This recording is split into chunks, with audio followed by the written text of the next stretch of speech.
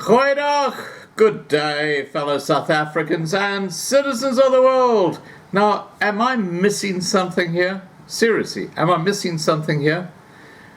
We're talking about Angelo Agrizzi. Okay, now this guy has been released on bail. Okay, he's an Italian or from Italian descendancy, and he's a white fella. And he's been completely and utterly targeted by the legal system. While so many people that he has personally outed through the Zondo Commission, people who are senior ANC cadres who were on the take, lots of money, are still walking around as if nothing has changed. But no, they go for Angelo Agrizzi.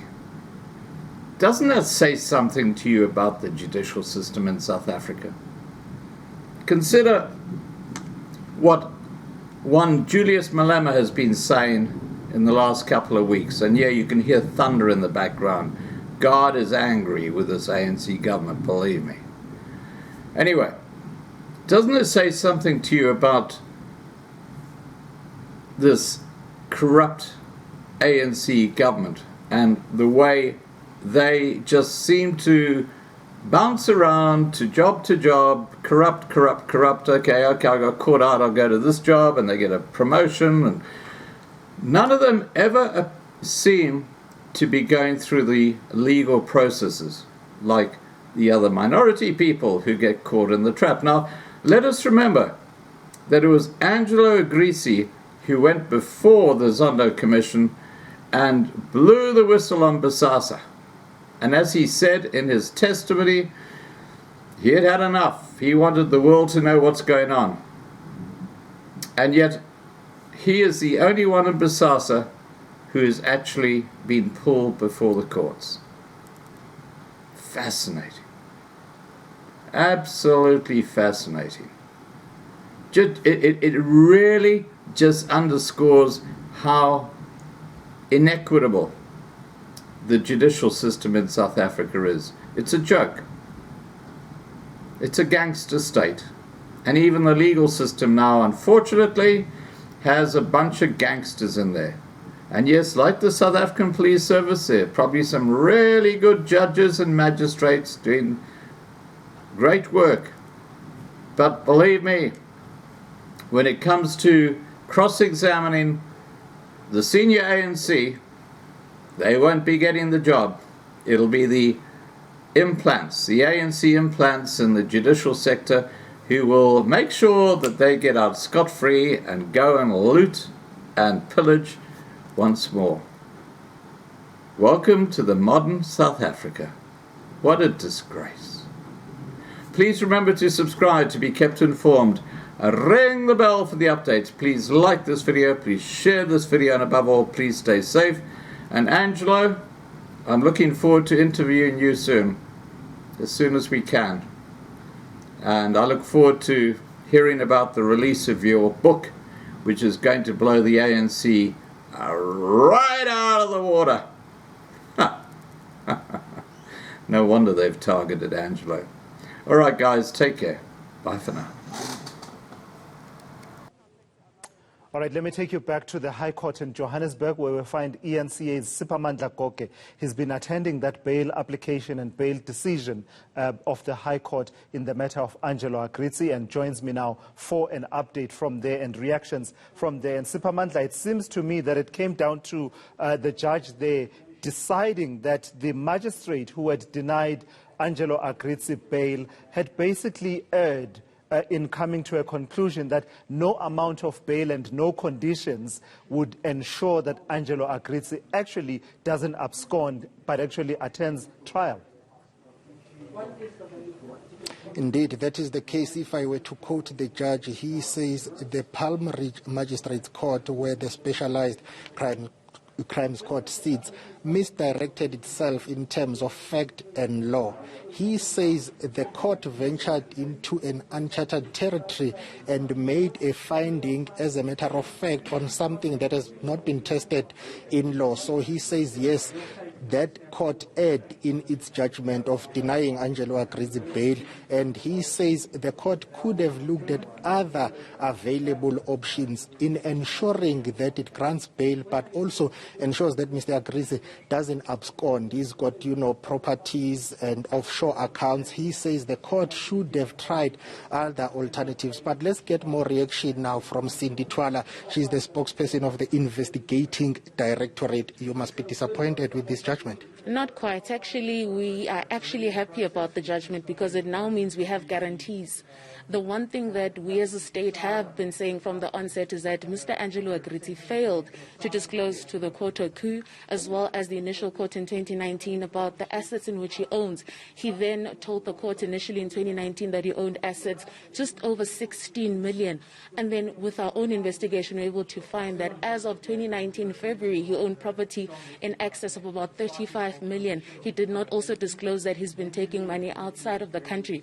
So what we're happy about in this judgment is that we have guarantees, a title deed of the Italian property in which he owns, which is approximately valued at about 18 million rand.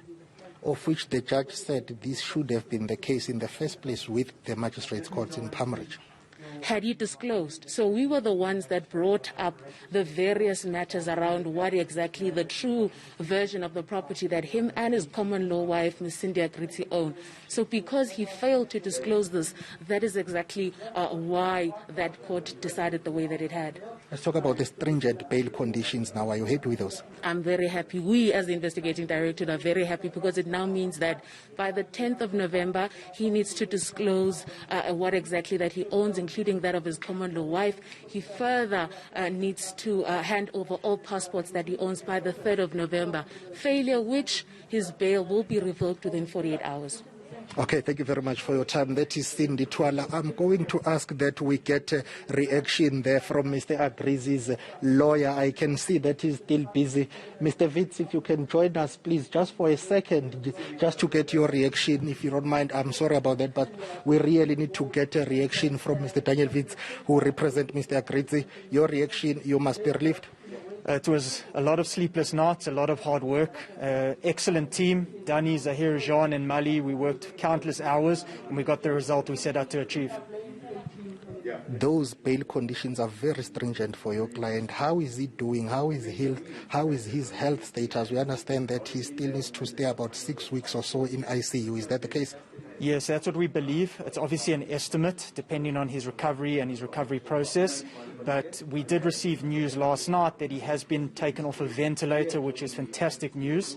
He is still on dialysis and other forms of life support, but small steps to recovery is a good sign.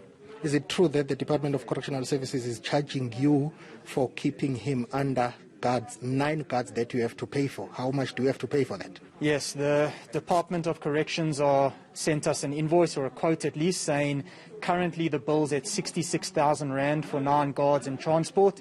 We've asked them to justify that. As we said, if the family needs to pay, they'll obviously pay, but the Department of Corrections definitely needs to justify their costs. It's a huge amount of money that he has to pay for his bail. Surely, based on what was read out in court, he can afford that with his assets and with his hard cash. How much in total does he have to fork out in terms of millions of South African rands? In terms of millions of South African rands, hopefully nothing. I'm hoping he can keep his hard-earned money, but we're still dealing with the Department of Corrections, and hopefully after today he won't be under armed guard and shackled to the bed any longer. Now, this means he has to go home and get better treatment. His doctors will be able to look after him now, because you argued in court that you are not going to be able to treat him with that security arrangement. Well, it's not great for the doctors to have to, for example, if they have to move him into a chair or move him into another area when he's shackled to the bed. It's very difficult to have the guards to unlock it and reshackle him to the bed, and especially have so many guards on board. I will release you though, but the judge was not very pleased with your client not disclosing his assets. Basically, he's being released because that court aid and also the fact that he did not disclose some of the assets, but the judge was very harsh on your client for not disclosing. The judge may have been harsh on us, but as we said, a South African citizen who is investing offshore has to disclose to the South African Reserve Bank and the South African Revenue Services, which our client did in fact do. Okay, thank you very much for your time. I have to release you. Thank you very much. That is Daniel Weeds, is one of the lawyers representing Mr. Angelo Agrizzi as we continue to get reaction on the Johannesburg High Court's decision to overturn the decision of the Palm Ridge Specialized Crimes Court to deny Mr. Angelo Agrizzi bail. He has been granted bail.